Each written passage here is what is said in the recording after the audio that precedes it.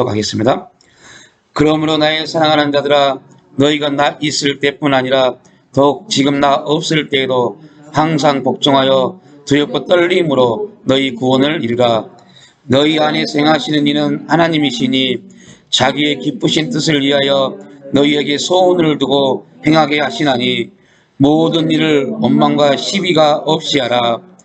이는 너희가 흠이 없고 순전하여 어그러지고 거스르는 세대 가운데서 하나님의 흠없는 자녀로 세상에서 그들 가운데 빛들로 나타내며 생명의 말씀을 밝혀 나의 다름들이 헛되지 아니하고 수고도 헛되지 아니하므로 그리스도의 날에 내가 자랑할 것이 있게 하려 함이라. 만일 너희 믿음의 재물과 섬김이에 내가 나를 전제로 들을지라도 나는 기뻐하고 너희 무리와 함께 기뻐하리니 이와 같이 너희도 기뻐하고 나와 함께 기뻐하라. 아멘. 네, 오늘 기쁨 주제 가운데 구원을 이루어간다, 구원을 이룹니다 라는 제목을 함께 은혜를 나눌 텐데요. 은혜를 받아가면서 진짜 우리에게 주신 하나님의 기쁨이 무엇일까 라는 고민을 한 적이 있습니다. 아무리 주위를 둘러보고 내 삶을 봐도 분명 기뻐해야 될 부분들이 많이 있지만 그럼에도 불구하고 기뻐할 수 없는 그러한 일들이 너무너무 많이 일어나고 또 어디까지 기뻐해야 되고 무엇을 기뻐해야 되는지 어느 순간 되니까 그러한 질문들이 계속 저에게 던져지고 그 질문에 대한 물음을 찾기 위해서 되게 많이 고민했던 적이 있어요. 기쁨이라는 그 주제가 분명 항상 기뻐하라 라는 말씀, 또는 어느 시점이든 어떠한 자리에 있든 우리는 기뻐해야 될 의무를 가지고 있습니다. 근데 실제 삶 가운데 그래야 됨에도 불구하고 그 기쁨이라는 부분이 되게 어떤 부분에서 와닿지 않고 어떤 부분에서는 되게 힘든 그러한 또 주제였어요. 기도는 솔직히 기도는 기도하고 싶지 않아도 기도를 했고 기도할 수 없는 환경 가운데서 일부러 기도를 했던 그러한 훈련의 시간이 있었습니다. 근데 기쁨은 또 다르더라고요. 왜 그러냐면 기도는 그냥 하기 싫어도 내가 내 육체를 그냥 데리고 가면 기도의 자리에 앉으면 또 습관적으로 기도가 나옵니다. 근데 기쁨은 왜 힘들까 했더니 이 내 감정이 계속 함께 움직여야 되기 때문에 이 감정이 도저히 받아들이지 못하면 기뻐해야 되는데 기쁨이 나오지 않더라는 거죠. 그래서 이 부분 때문에 한동안 영성훈련 하면서 되게 힘들었어요. 묵묵히 하는 거 오히려 훨씬 쉬웠어요. 계속 하루에 100번 묻는 거 너무 쉬웠어요. 하루에 100번 감사하는 거 너무 쉬웠어요. 하면 되니까. 감사가 안 돼도 의무적으로 하면 돼요. 감사가 안 돼도 내 감정이 전혀 동요되지 개입되지 않고도 얼마든지 감사할 수 있어요. 근데 기쁨은 아니더라고요. 기쁨은 왜 이 감정이 움직이지 않으면 진짜 안 되는 게 기쁨이더라고요.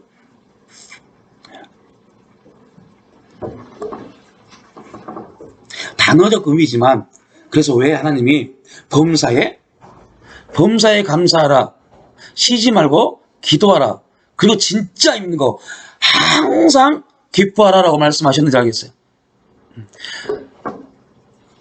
범사나 쉬지 말고 항상은 언어상으로 똑같은 말입니다. 근데 왜 굳이 이렇게 번역을 해놨을까? 범사란 말과 쉬지 말고란 말과 항상이란 말을 다르게 이렇게 번역을 했을까? 이 부분에 대해서 저는 속초를 맞았어요. 왜 그렇게 했을까?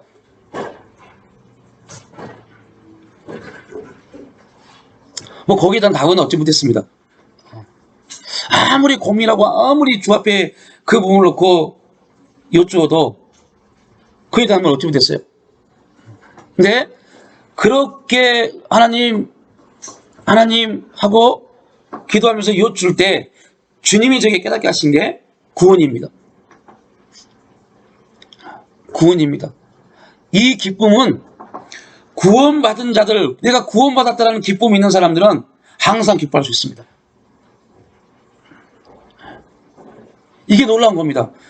실제 수많은 그리스도인들이 구원에 대한 기쁨을 가지고 있는, 소유하고 있는 그 기쁨을 느끼고 있는 사람들은 모르겠어요. 근데 제가 제 주위에서 영성훈련하면서 상담을 하고 바라봤던 목사님들, 성도님들을 볼 때 10%쯤 될 것 같아요. 구원의 기쁨을 가지고 있는 분들, 구원의 기쁨을 행할 수 있는 분들, 말할 수 있는 분들.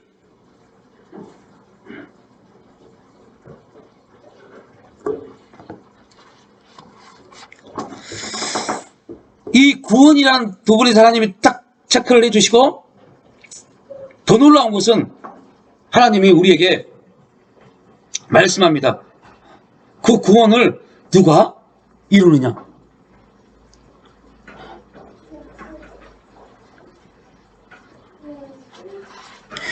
그럼 오늘 본문에는 두렵고 떨림으로 너희 구원을 이루라라고 말씀합니다. 구원을 이루고 해야 됩니다. 분명 이루어 간다라는, 이루라, 너희가 이루어야 된다라고 말 때 우리가 해야 될 그 조건이 굉장히 많은 것처럼 표현을 합니다. 근데 실제 여러분, 구원을 이루고 하는 데 있어서 우리가 할 수 있는 것은 아무것도 없습니다. 단지 우리가 할 수 있는 것은 하나님이 우리의 구원을 이루어 가심에 대한 믿음이 필요할 뿐입니다.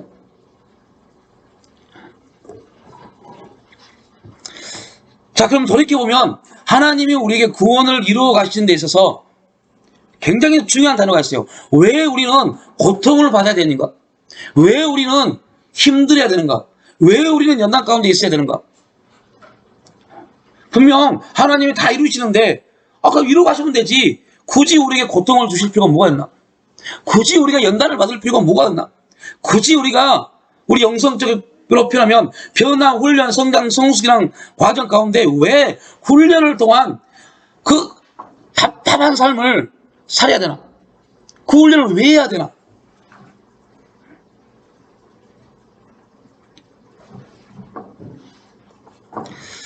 이게 또한 수많은 영성가들의 질문이었습니다. 수많은 믿음의 선진들의 질문이었습니다. 왜 우리는 고통을 받아야 되나? 왜 우리는 이런 힘든 환경 가운데 있어야 되나? 지금 우리 성도들로 비춰보면 나는 왜 이 물질의 문제 가운데 있어야 되나? 나는 왜 대인관계의 문제 가운데 있어야 되나? 나는 왜 육체의 질병을 갖고 있어야 되나? 나는 왜 그렇게 기도하고 그렇게 오운하고 사모하는데도 불구하고 왜 은사는 나에게 나타나지 않나? 그렇게 성령 충만을 구하고 성령 충만을 구하는데 나는 왜 성령 충만이 전혀 없는 것처럼 느껴지나? 이게 우리뿐만 아닙니다. 믿음의 선진들의 질문이었고, 그 질문 가운데 수많은 믿음의 선진들은 우리가 상상하지 못할 만큼의 많은 훈련들, 많은 방법들을 강구해냈습니다. 그리고 해봤습니다. 그럼에도 불구하고 답을 얻지 못한 믿음의 선배들이 너무너무 많습니다. 우리 또한 마찬가지입니다. 우리 또한 평생 답을 얻지 못하고 그냥 구원은 받았는데 기쁨이 전혀 없는 삶으로 끝나버릴 수 있어요. 얼마나 불쌍한 겁니까? 이거 불쌍한 겁니다. 주었는데, 하나님이 주셨는데 준 줄을 몰라요. 아니, 내가 받았는데 받은 줄을 몰라요. 내 안에 정말 그 기쁨이 넘쳐나고 있는데 실상 나는 그 기쁨이 뭔지를 몰라요.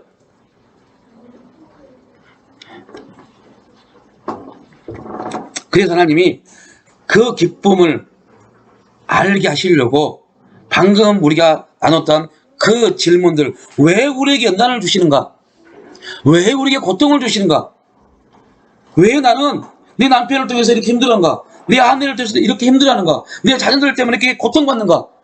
나는 왜? 아니, 내 주위 사람들은 믿음도 없는 것 같고, 그렇게 예배도 잘 안 드리는 것 같고, 신앙이 없는 것 같은데 왜 그렇게 물질적으로 풍성한가?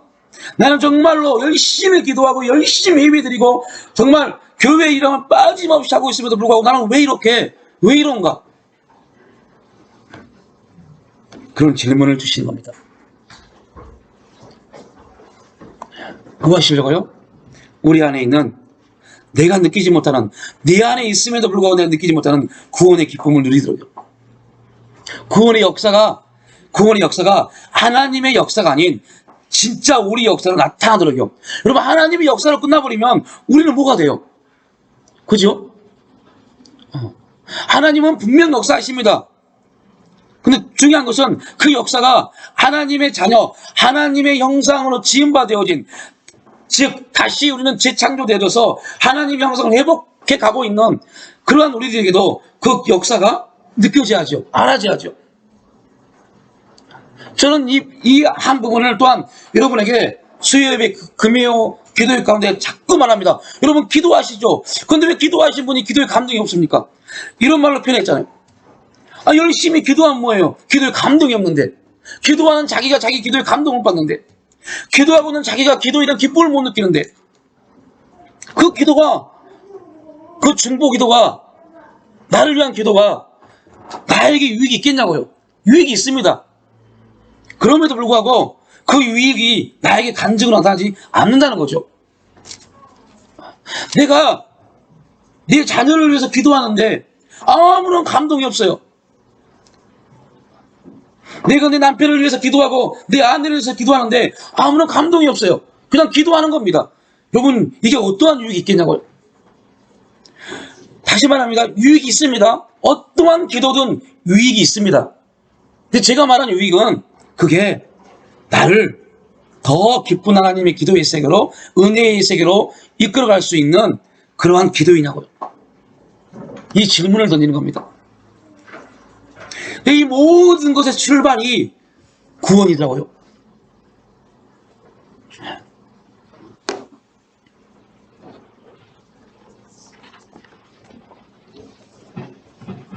안타까운 것은 한국교회가 굉장히 부흥을 하고 하나님의 은혜와 역사가 있는 가운데 양면에 안타까움이 있죠. 부흥과 역사가 있고 그런 놀라운 은혜가 있었지만 한편으로는 진짜 복음이 뭔지에 대해서, 구원이 뭔지에 대해서 한국교회가 나누지 않았어요. 그러다 보니 뭔가에 대한 열심, 이거는 다시 말합니다. 목사가 성도에게 여러분 기도하세요. 이거는요, 자칫 잘못하면 이건 율법입니다. 율법입니다. 그리고 율법의 요구를 계속 강조하는 겁니다. 기도하세요. 기도하면 됩니다. 그런데 왜 이게 율법이냐? 그게 그 듣는 사람에게 은혜로 받아들이지 않으면 그 사람이 율법이 되어버립니다. 누구는 몰라? 나도 기도하고 싶어. 나도 예배에 참석하고 싶고 나도 열심히 하고 싶어. 근데 환경이 안 되잖아. 율법이 요구가 되어버립니다.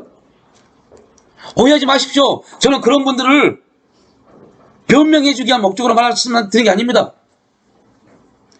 안 되자는 환경이, 이것도 잘못된 겁니다. 이게 깨지지 않으면 그들은 그 율법의 요구조차도 우리는 들어줄 수 없습니다. 무슨 말이냐? 율법의 요구는 우리를 어디 하냐? 기도하는 자유로, 은혜 받은 자유로 인도하는 것이 율법의 요구입니다.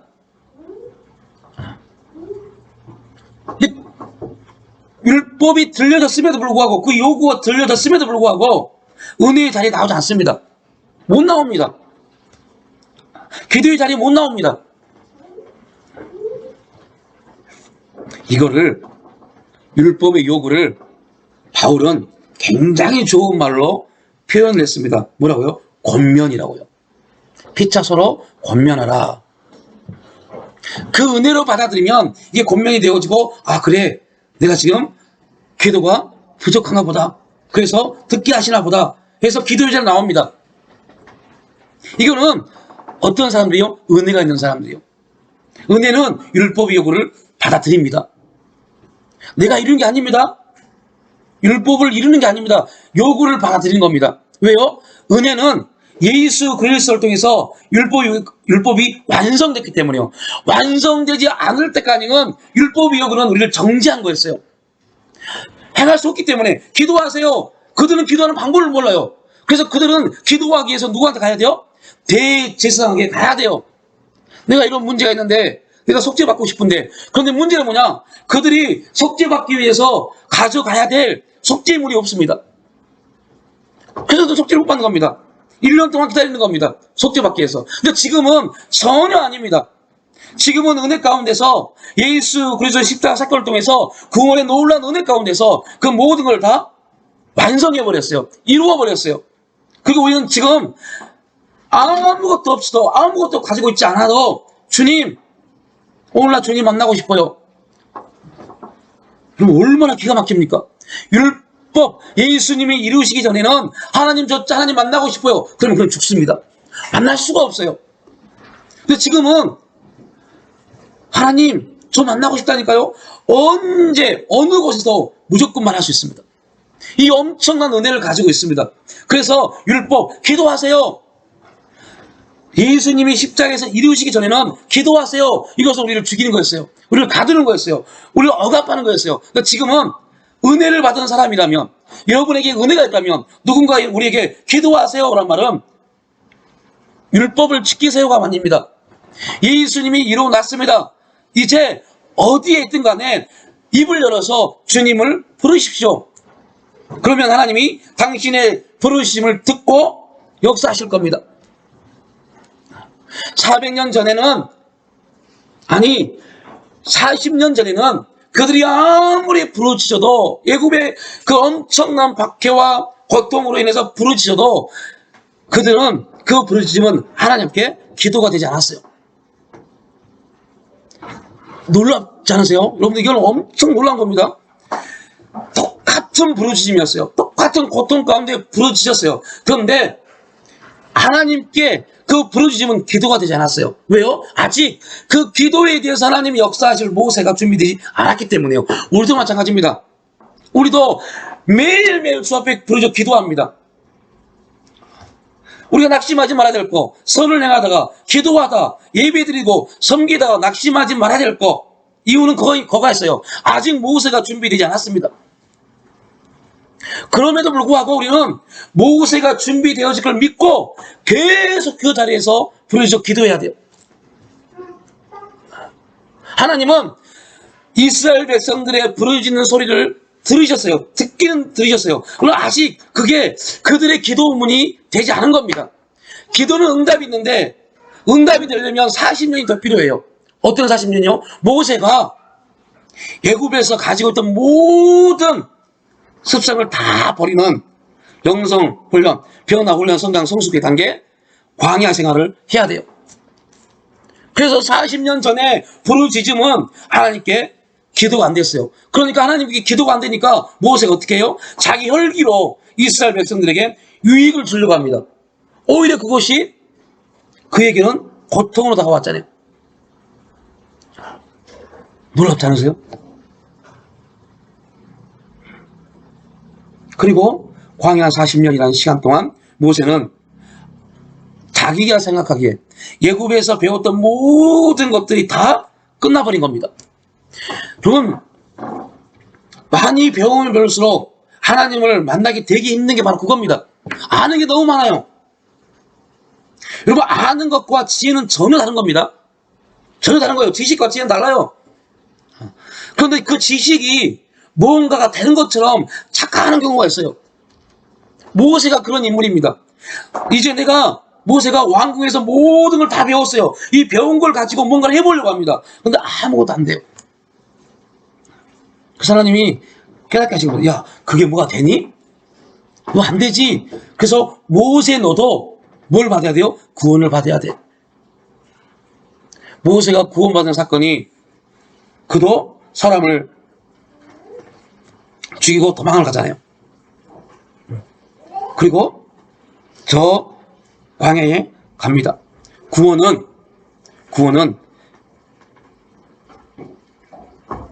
놀라운 것은 애굽에서 배웠던 모든 것들을 잃어버린 게 구원입니다. 그러면 왜 우리가 구원의 기쁨이 없을까요? 여기서 이제 답을 얻어야 돼요. 왜 구원의 기쁨이 없을까요? 이걸 숙제를 드려야 되나? 제가 잘 이걸 비교하셔야 돼요. 모세가 애굽에서 배웠던 모든 것, 애굽의 40년 삶, 이게 우리 육신의 삶입니다. 우리 경험입니다. 이거 가지고는 절대 구원의 기쁨을 누릴 수 있다 없다? 없습니다. 그래서 하나님이 광야에 40년 동안 구원의 기쁨을 누리게 하도록 애굽에서 살았던 40년 생활을 다 없애버린 겁니다. 이걸 우리는 영성훈련에서 뭐라 그래요? 자아처리한다 그래요. 자아처리. 우리의 경험이 무너져야 돼요. 많은 사람들이 오해합니다. 목사님, 그러면 내가 살았던 내 경험이 다 필요 없는 겁니까? 절대 아닙니다. 하나님은 반드시 내가 살았던 내 삶의 경험들을 사용하십니다. 언제요? 그를 사용할 수 있을 자리에 섰을 때요. 근데 우리는 그 자리에 서지 못한 상태에서 자꾸 내 경험들을 가지고 옵니다. 내 생각들을 가지고 와서 상대를 바라봅니다. 그러니 이게 다툼이 되고 싸움이 될 수밖에 없죠. 오늘 사도 바울이 말합니다. 너희들이 구원을 이루고 가야 되는데 너희들이 할 수 있는, 너희들이 해야 될 일이 있다. 뭘 하지 말라고 그래요? 원망과 시비가 없이 하라. 시비가 없이 하라. 왜 시비가 있습니까? 왜 다툼이 있습니까? 내 경험을 자꾸 가져오니까요. 내 생각을 자꾸 가져오니까요. 아니, 우리 자녀에게도, 자녀에게 무슨 말 할 때도요, 자녀의 입장, 자녀의 모습, 자녀의 환경을 통해서 말하는 게 아니라 그냥 내 입장에서 말하는 겁니다. 너는 그렇고 나는 이런데 내 말 들어 라고 말합니다. 이게 맞을까요? 나는 맞아요. 나는 맞기 때문에 말합니다. 근데 그에게는요, 안 맞을 수 있다니까요. 여기서 안 맞는다는 말은 부모가 말하는 게 다 틀렸다가 아닙니다. 부모님 당신에게는 맞는데 지금 내 삶에서는 그게 당신들이 살아왔던 삶의 하나의 원리 경험이지만 지금 나는 그렇지 않을 수 있습니다. 다시 말합니다. 하나님이 우리에게 하나님의 역사로 우리를 구원하셨습니다. 그런데 그 하나님의 구원의 역사가 나에게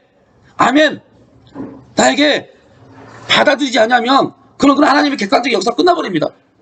내가 구원을 받았는지, 내게 구원의 은혜가 있는지 전혀, 그렇게 우리가 신앙생활이 옵니다. 그렇게 신앙생활이 왔어요. 너무 안타까울 정도로. 그래서 구원의 기쁨이 있어요? 모르겠는데요. 몰라요. 가장 많이 답을 줍니다. 모르겠는데요. 목사님, 구원의 기쁨이 무엇이요?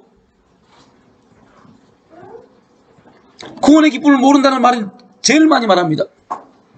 그리고 이제 더 무서운 건 뭔지 아세요? 구원의 기쁨이 있으라 물어보면 그때부터 이제 고민합니다. 갈등하기 시작합니다. 그래서 그렇게 말합니다. 내가 진짜 구원 받은 사람인가? 이런 문제에 또 빠져버립니다.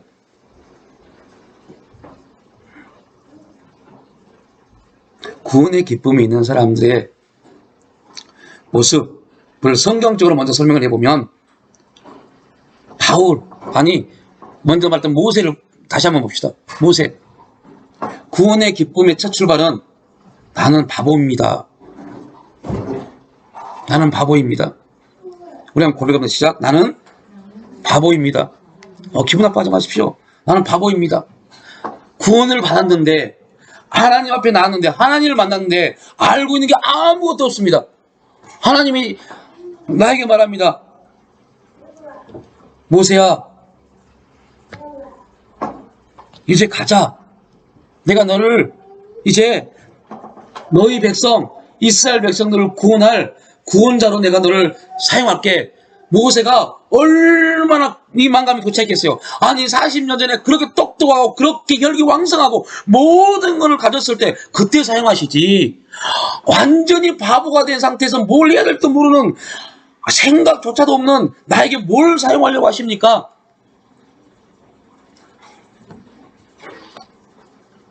여러분, 이게 구원의 기쁨입니다. 놀랍지 않으세요? 여기서부터 구원의 기쁨이 시작됩니다. 정말 내가 할 수 있는 게 아무것도 없구나. 아무것도 없구나. 그때 하나님은 우리에게 말씀합니다. 그래, 너 할 수 있는 게 아무것도 없어. 근데 네 손에 들고 있는 게 뭐니? 네 손에 들고 있는 게 뭐니? 여러분이 들고 있는 게 뭡니까? 이렇게 질문하면, 누군가도 저에게 질문하면 저도 고민할 겁니다. 내가 들고 있는 게 뭐지? 고민할 겁니다. 여러분도 똑같아요. 여러분에게 들고 있는 질문이 들고 있는 게 뭡니까? 그러면 뭐가 들고 있지? 답은 믿음입니다. 믿음입니다. 여러분, 여러분의 믿음이 여러분의 손에 들고 있는 이것이 배움으로 바뀔 줄 믿어지십니까? 아니, 우리의 믿음이 이걸 던지면 이게 배움으로 바뀌어진다. 믿어지세요? 이게 믿음이라니까요. 아, 나는 이게 던지면 배움으로 느껴지지 않는데요. 저는 믿음이 없는데요. 이러면 그런 믿음이 뭔지 모르는 겁니다. 왜요? 믿음을 내 거로 착각하기 때문에요. 믿음은, 야, 그거 지팡이 던져봐. 네가 가지고 있는 그거 던져봐. 할 때 이게 어떻게 바뀌고 어떠한 현상이 있고 전혀 우리가 관심을 갖지 않는 게 믿음의 출발입니다. 믿음은 내가 하는 게 없습니다. 누가 하십니까? 하나님이 하신다는 고백의 첫 출발이 믿음입니다. 그런데 우리는 자꾸 내가 뭔가를, 내 행동을 통해서, 내 기도를 통해서, 내 행동을 통해서 뭔가가 있어야 되는 걸로 착각을 해요. 그러니까 구원의 기쁨이 없는 겁니다. 내가 뭔가를 해야 되는데, 내가 뭔가를 했는데 나타난 게 없잖아요. 내가 한 만큼 나타난 게 없잖아요. 구원의 기쁨이 있습니까? 없어요. 왜요? 되는 게 없어요. 자꾸 내가 뭔가 한 거에 대해서. 여러분, 이기는 생명 책 혹시 보고 계세요? 아직 시간이 한 2주 남아서 아직 안 보고 계십니까?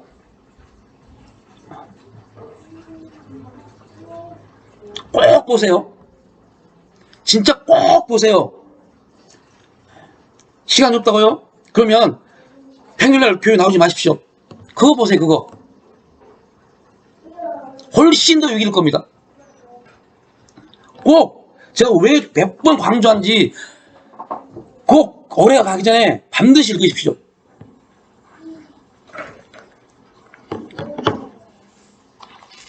자꾸 우리는 내가 뭔가를 하려고 그래요. 내가 뭔가 한 거에 대해서 한 거에 대한 요구를 가져요.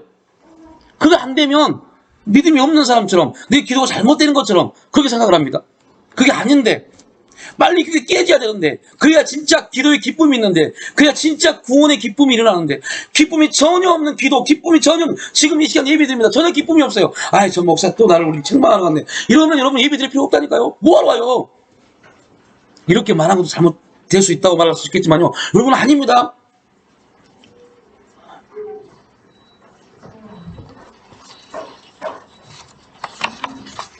성경적 지식을 얻으려고요? 성경적 지식을 얻으려고 뭐하러 우리 이리는 교회 와요? 정말 똑똑한 목사님들, 성경 푸는 목사님들 얼마나 많은데.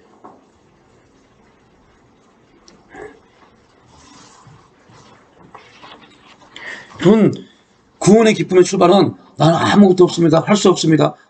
되는 게 아무것도 없는데요?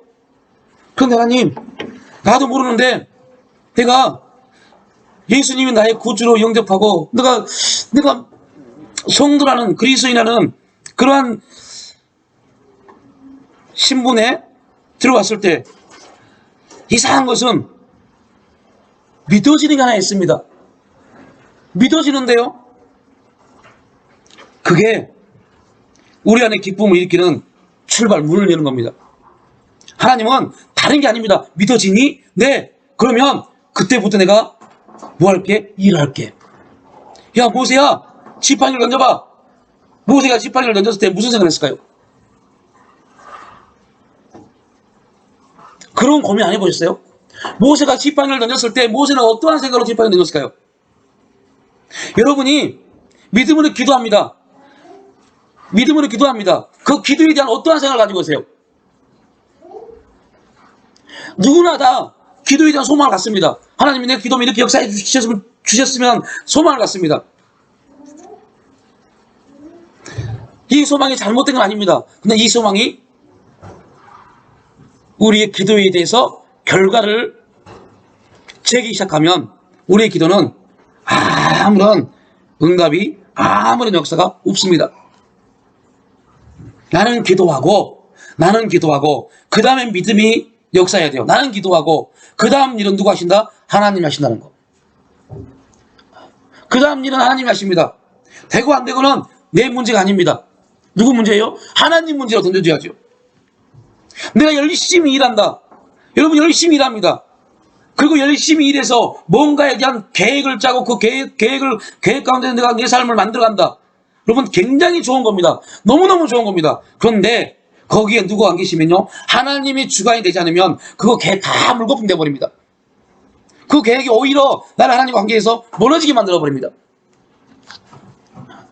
구원은 우리가 구원을 왜 이루어가지 못하느냐?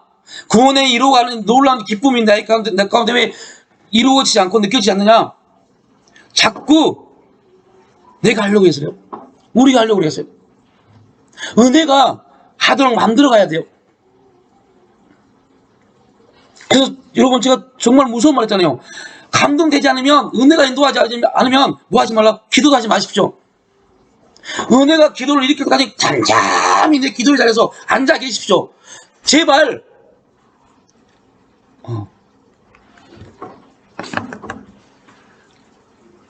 난 오늘 기도해야 되니까 와서 그냥 기도하지 마십시오. 습관을 쫓는 기도 하지 마십시오. 지금 기도하신 여러분들은 습관을 쫓는 기도를 하면 안 돼요. 왜요? 어제나 오늘 다 동일한 생각과 동일한 감정과 동일한 삶의 모습으로 동일하게 기도한다면 그 기도를 뭐하러 어제 했는데? 오늘은 어제와 전혀 다른 기도의 내용들이, 기도의 모습들이, 기도의 삶이 나와야죠. 그래서 잠잠히 있어보는 겁니다. 오늘 하나님, 오늘 주 앞에 기도하러 갑니다. 근데 오늘은요, 주님, 어제는 내가 기도해야 되기 때문에 기도했습니다. 오늘은 정말로 주님, 주님의 은혜를 쫓아 기도하기 원합니다. 주님의 은혜가 내 기도를 인도하지 않으면 오늘 내가 정해놓은 시간 동안 입을 열지 않고 잠잠히 주님의 은혜가 임할 때까지 기다리겠습니다. 이런 담대함도 필요해요. 여러분 얼마나 그게 고통스러운지 아세요? 그냥 쭉 하고 가는 게 훨씬 편해요.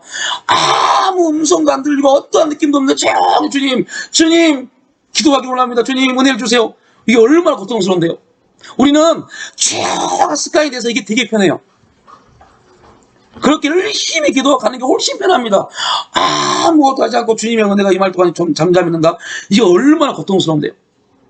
이게 모세의 40년이었습니다. 얼마나 똑똑합니까?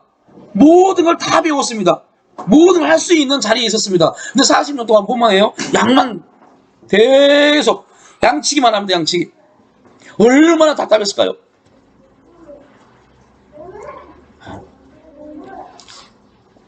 우리의 모습으로 표현하면 모세는 이렇게 말했을 겁니다. 성경은 전혀 나오지 않습니다. 이렇게 막 말했을 겁니다. 근데 하나님 도대체 왜 나를 그러면 바로의 궁전에 나를 보내서 그런 쓸모없는, 즉 그 당시의 모세 입장입니다. 쓸모없는 그러한 모든 영역에 있는 공부를 다 시켰습니까? 이럴 바에는, 나를 광야에서 이렇게 바보 만들 바에는 왜 그런 40년 동안 쓸모없는 시간을 나에게 주셨습니까? 이런 고백 안 했을까요? 우리처럼요. 하나님 응답하지 않으려면 왜 그 마음에 소망을 주셔서 기독해 하셨습니까? 그렇게 열심히 기독해 하셔놓고 아무것도 안 주면 나는 뭡니까? 이런 기도하는 것처럼요. 모세의 40년. 그런데 기가 막힌 것은 아무것도 할 수 없는 자리에 섰어요. 근데 하나님이 말씀합니다. 똑같은 말을 계속 반복합니다. 모세야, 네, 너 할 수 없지. 네 손에 들고 있는 게 뭐니? 쓸모없는 지팡이요. 그래? 그거 한번 던져봐. 모세가 지팡이를 던졌습니다. 아무 생각도 없습니다. 하나님이 이 지팡이로 엄청난 역사를 나타냈지. 아니요. 모세는 지팡이를 던질 때도 쓸모없는 거였어요. 그런데 기가 막힌 거, 지팡이가 뱀으로 바뀌어버렸어요. 그리고 모세에게 또 질문합니다. 모세야, 네, 너 광야 40년 동안, 이게 이제 새로운 자아입니다. 광야 40년 동안 너에게 가장 두려운 게 뭐였니? 모세에게 광야 40년에 가장 두려운 게 뭘까요? 이스라엘 백성들 출애굽에서 40년, 광야 40년 동안 가장 고통스러운 것 중에 하나가 뭐였어요? 뱀이요. 모세에게 가장 고통스러운 게 뱀입니다. 뱀. 광야의 뱀. 한번 물리면 즉사해버리는 뱀이요. 그 뱀으로 바뀌어버렸어요. 그리고 놀라운 것, 하나님 말씀합니다. 모세야, 그 꼬리 한번 잡아볼래? 뱀의 꼬리 한번 잡아볼래? 모세가 싫어요 라고 말했을까요? 네, 꼬리를 잡았습니다. 그때 성경에는 안 나와 있습니다. 근데 제가 그 장면을 생각하면서 묵상하면서 제 스스로 느낀 겁니다. 모세는 뱀을 만들 게 뭐야? 근데 뱀이 꼬리를 또 잡아야 돼? 이거 뱀이 꼬리를 잡았을 때 고개를 돌려서 나를 물면 어떻게 하지? 이런 고민 안 해봤을까요? 어떤 고민이요? 어떠한 기도 제목을 놓고 열심히 기도했어요. 응답이 없었어요. 그런데 또 환경 가운데 뭔가를 놓고 기도해야 돼요. 우리는 말합니다. 이때도 응답 안 했는데 이걸 응답하실까? 이런 고민 되게 많이 해보셨죠? 이때도 응답 안 했는데 이거 응답하실까? 여러분, 왜 기도에 기쁨이 없다고요? 기도에 감동이 없다고요? 요 사건 때문에요. 내 경험이 기도를 움직이기 시작합니다. 내 경험이 기도를 움직입니다. 이게 얼마나 안타까운 겁니까? 모세야, 꼬리를 잡아봐. 결론은 모세가 꼬리를 잡았습니다. 뱀이 다시 지팡이로 돌아갔습니다. 그때 하나님은 모세의 마음에 감동을 주십니다. 네가 할 수 있는 게 있니? 없는데요? 아니야, 있어. 모세가 할 수 있는 게 뭐예요? 지팡이를 누가 던져야 돼요? 모세가요. 하나님이 모세 손에 있는 지팡이를 뺏어서 지팡이를 던지지 않습니다. 하나님 말씀합니다. 모세야, 네 손에 들고 있는 지팡이를 던져라고 말씀합니다. 그럼 모세는 지팡이를 던졌습니다. 이게 믿음의 출발입니다. 더 놀라운 거, 이게 구원의 기쁨의 출발입니다. 지금 제가 말씀했던 내용들을 이 설교문을 읽어보시면서 대두를 시키십시오. 놀라운 부분들이 보일 겁니다. 어떤 사람들은 말합니다. 하나님이 다 하신다면 네가 할 게 뭐야? 내가 할 수 있는 거 너가 가만히 있으면 되네. 하나님 다 하시는데. 이렇게 말씀하신 분들이 있어요. 다시 말합니다. 율법은 은혜를 주지 않은 상태에서 뭔가를 요구합니다. 은혜가 없는 사람들은 아무것도 할 수 없습니다. 아무것도 할 수 없기 때문에 그 요구가 자꾸 우리를 억압합니다. 여러분, 그래서 누군가에게 기도해야 돼 라고 말할 때 먼저 봐야 돼요. 그가 은혜가 있는지 없는지. 은혜가 없는 사람한테 자꾸 기도하라고 그러면 그런 그 기도라는 말이 억압이 돼요. 그렇게 말합니다. 나도 안다니까요. 이래버리면 끝나버린 겁니다. 이래버리면 아무리 신앙에 좋은 말도 그에게는요 잔소리가 돼요. 그래서 봐야 돼요. 은혜가 있나? 은혜가 있으면 자꾸 그 요구를 듣도록 만들어야 돼요. 왜요? 그 요구는 몽학선생, 그 요구는 율법의 요구는 은혜가 있는 사람들에게는 하나님 앞에 나올 수 있는 통로가 되니까요. 은혜가 없는 사람에게는 그 요구는 기도하십시오, 예배 드리십시오라는 요구는 은혜가 없는 사람에게는 억압입니다. 죽음입니다. 절망입니다. 할 수 없기 때문에. 그러니까 은혜가 있는 사람에게는 그게 몽학선생입니다. 인도하는 원리가 됩니다. 그래서 봐야 돼요. 은혜가 있는지 없는지.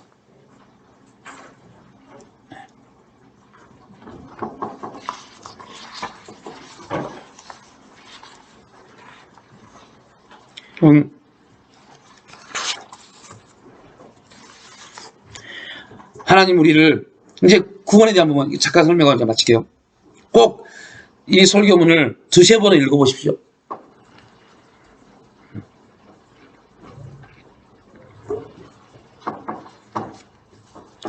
우리에게 구원을 주십니다. 구원을 이루십니다. 그리고 그냥 천국 가는 구원, 기본적인 구원 거기서 끝내지 않습니다. 계속적으로 변화, 성장, 성숙하도록 만들어 가십니다. 이걸 신학적으로 우리의 첫 번째 구원을 칭의라고 그래요. 거듭났다 라는 말입니다. 거듭남으로 끝나면 안 되잖아요. 저 효노가 태어났습니다. 효노가 저렇게 평생 하면 돼야 안 돼요? 절대 안 됩니다. 뭘 이루어야 돼요? 성화를 이루어야 돼요. 성화. 성화란 말은 두 가지 의미가 있습니다. 잘한다, 깨닫는다. 여러분들 예수님 아이들 기도할 때 제일 많이 기도한 게 뭔지 아세요? 혹시 자녀들을 위해서 기도할 때 제일 많이 기도하는 말씀이 뭡니까?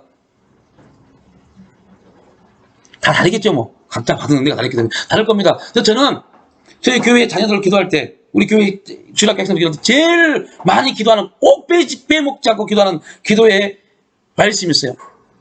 예수님이 키가 자라고 지혜가 자라면서 키만 자라면 안 돼요. 무엇을 자라야 돼요? 지혜도 함께 자라야 돼요. 그리고 하나님과 사람들에게 사랑스러워야죠. 이게 성화입니다. 성화는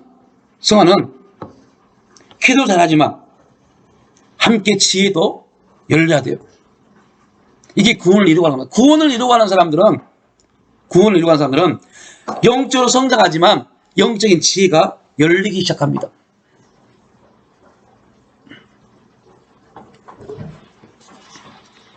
그러면 성화를 이루고 하는데 첫 번째 뭐라고 그랬냐면 하나님의 기쁘신 뜻을 성도의 마음가운데 품게 하신다. 자, 그러면 이제 여러분들이 내가 지금 변화, 성장, 성숙해 가고 있는가? 내가 지금 성화의 과정 가운데 있나?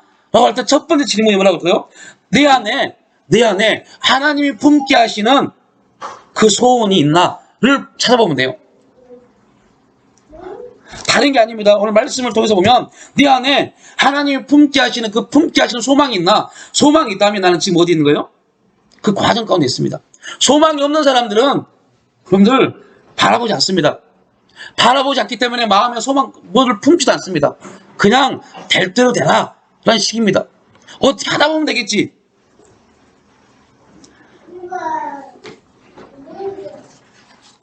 그리고요 두 번째 성화를 이루는 두 번째 요소가 있어요. 성도들의 삶 속에서 원망과 시비가 없도록 하라. 하나님이 우리를 하나님의 사랑으로 강권적으로 역사하신 이유가 뭐냐? 하나님의 사랑이 우리 가운데 임하면 제일 먼저 나타나는 두 가지가 있어요. 빌립보서의 주제 기쁨이 있습니다. 그 다음에 뭐가 있어요? 평강이 있습니다. 하나님의 사랑에 올립니다. 하나님의 사랑을 받는 자들을 내가 하나님의 사랑을 받았다. 어떻게 볼 수 있느냐? 네 안에 기쁨이 있나 보면 돼요. 또 하나 평강이 있는가 보면 돼요.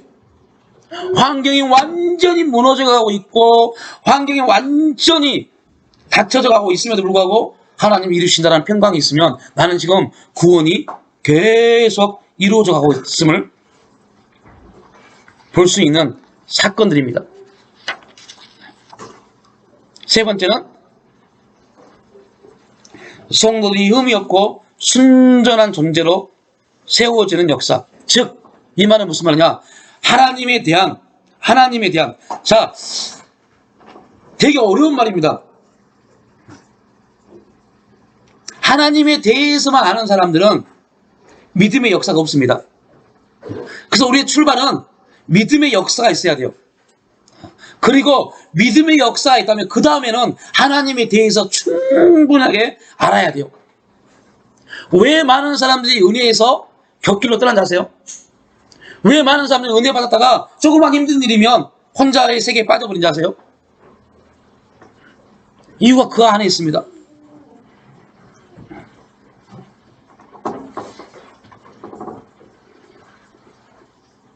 그러면 사탄이 자꾸 우리를 참수합니다. 그런데 우리가 믿음 위에 하나님에 대해서 자, 제가 처음에 시작했죠. 여러분 경험들 믿음을 위해서 여러분 경험을 다 내려놓으십시오. 쓰면 안 됩니다. 모세가 40년 동안 광야에서 배웠던 모든 것들 하나님이 애굽에서 배웠던 모든 것들을 광야에서 다 뺐습니다. 그런데 놀라운 거 보세요. 하나님이 모세를 이스라엘 백성들을 인도하는 자리에 섰을 때 제일로 많이 쓴 게 뭡니까? 애굽에서 배웠던 거요. 우리의 경험들, 내가 살았던 내 삶의 모든 것들이 반드시 하나님이 사용하십니다. 언제요? 그 사용할 자리에 갔을 때요. 사탄은 사탄은 놀라운 게 있어요. 얼마나 이 사탄이 영적으로 기가 막힌 존재이냐면, 자, 우리가 아까 말했던 현호가 지금 저러고 있죠. 저는 저렇게 안전하다고 생각해 보세요. 저 상태로 계속 있는다고 생각해 보세요.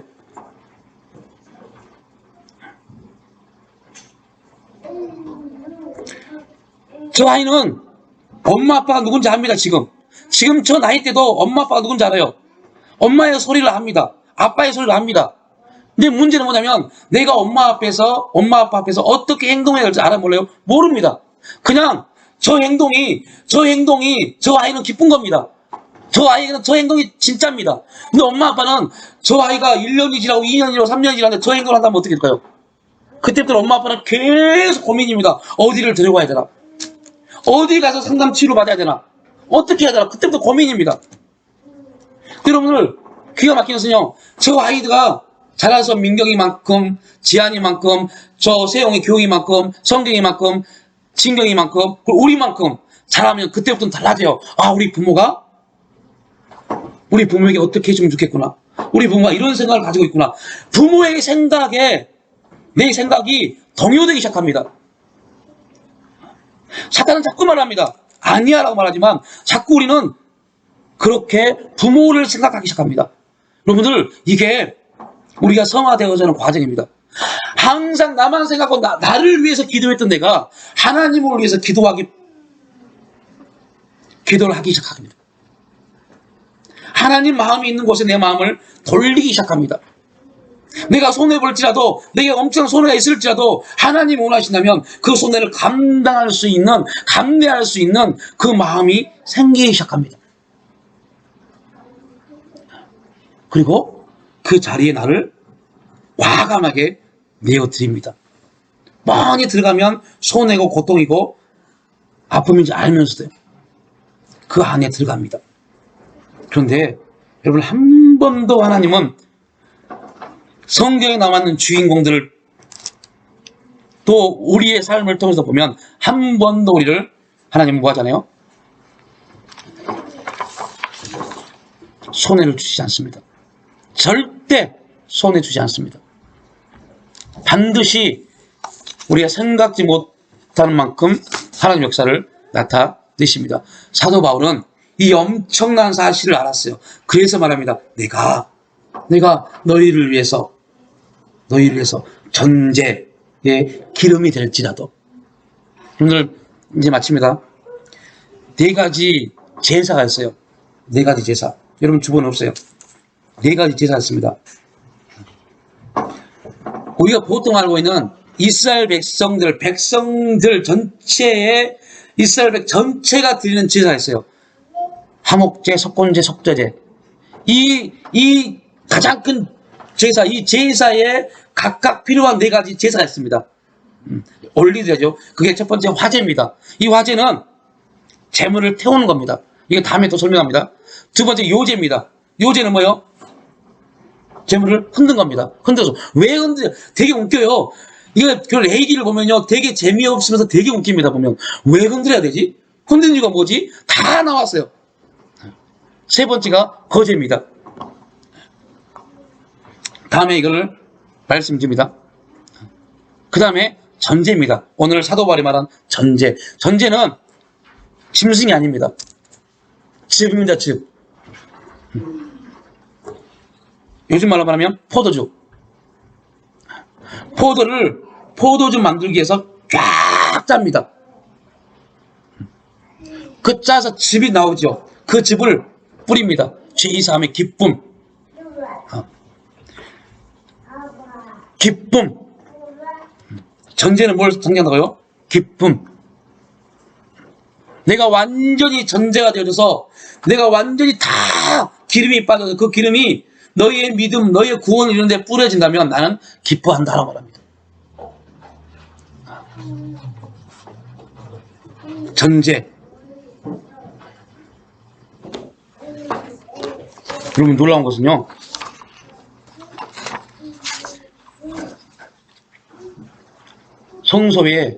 성소에 올려진 이 전제의 포도주는요, 독주였습니다. 포도 주스가 아니라 독주였어요. 왜 독주를, 술을 금에 대한 성경에서 왜 독주를 부었는지, 이 부분도 다음에 설명을 해드리겠습니다. 이유가 있어요. 자, 결론입니다. 구원을 이루고 간다. 여러분들 진짜 이 한 주 동안 숙제일 수 있어요. 구원의 기쁨에 대해서 정말 고민해 보십시오. 자, 제가 여러분들 숙제를 냈죠. 숙제 냈죠. 해보신 분. 이 앞에 숙제 해보신 분. 숙제가 뭔지 모르시죠?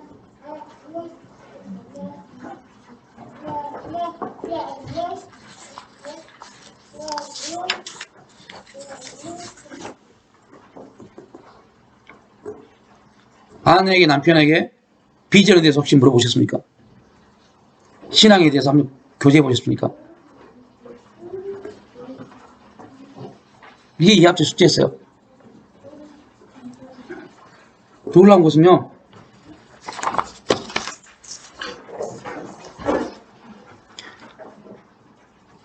우리 이름교회 성도들에게 숙제를 냈는데, 어떤 집사님, 젊은 집사님 부부가 유튜브에 있는 그 설교를 듣고 이혼을 다 준비했던, 이혼하려고 막 준비했던 그 젊은 집사 두 사람이 그 설교를 듣고 둘이 이제, 여러분 이혼을 작정했던 사람이 막 감정이 동요되겠어요? 남편하고 같이 얘기되겠어요? 마지막이라고 생각하고 두 사람이 비전에 대해서, 신앙의 비전에 대해서 얘기하다가 거기서 뒤집어 엎어졌어요.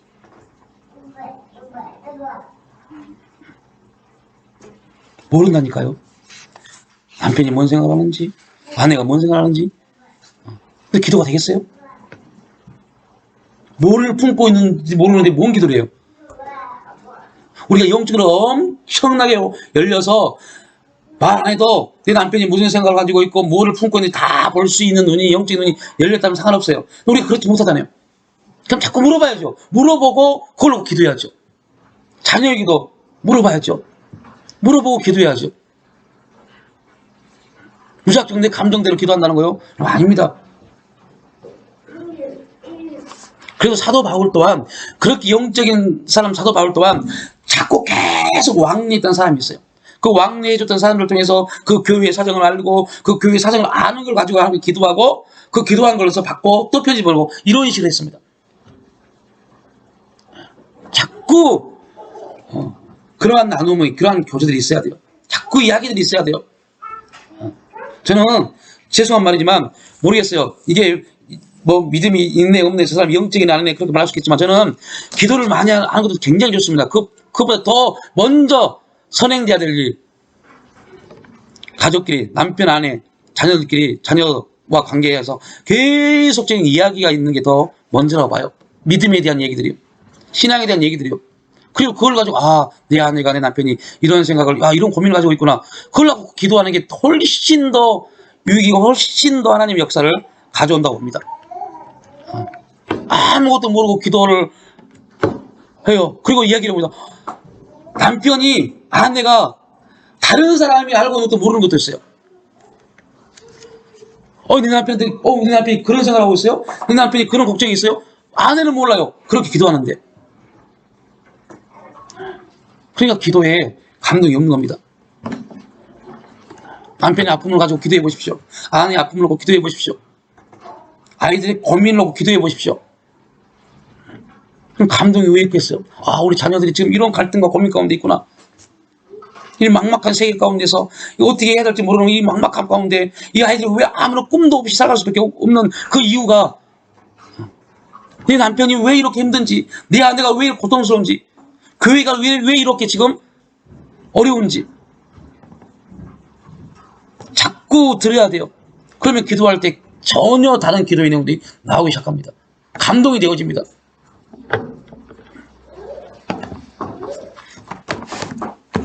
이게 지혜입니다. 지혜. 우리 그리스도인들이 얻어야 될 지혜, 구원받은 자들이 구원을 이루고 가면서 이루어져야 될 요구입니다. 이러한 것들이 이루어지지 않으면 사단에게 참소당해요. 하나님에 대해서, 하나님이 어떠한 분인지에 대해서 우리가 그런 부분들에서 이해하지 못하면 사단이 자꾸 우리에게 우리의 관점을 가지고 공격해서 우리를 무너뜨립니다. 이 부분은 그 다음 이제 19절부터 함께 나눌 때 다음 주에 더 세미하게 살펴보겠습니다. 하나님 감사합니다. 우리의 어떠한 노력과 우리 어떤 열심을 통해서 구원을 이루시고 이루어 가시는 것이 아니라 철저하게 하나님의 섭리 가운데서 하나님의 방법으로 하나님의 뜻 가운데서 일하시고 역사하시고 운행하심으로 구원을 이루시고 이루어가 주심에 또한 이 시간 감사를 드립니다. 하나님, 우리가 믿음으로 그 하나님 일하심을 바라보고 하나님 역사 가운데 무릎 꿇을 수 있는 그러한 삶이 될 수 있도록 정말로 변화, 훈련, 성장, 성숙되어져서 그리스도의 장성한 분량이 충만한 데까지 이르러 하나님의 뜻 가운데 하나님의 기뻐하시는 일을 감당하며 달려갈 수 있도록 인도하시고 지도하여 주시옵소서. 감사드리올 때 예수님의 이름으로 기도 올려옵나이다.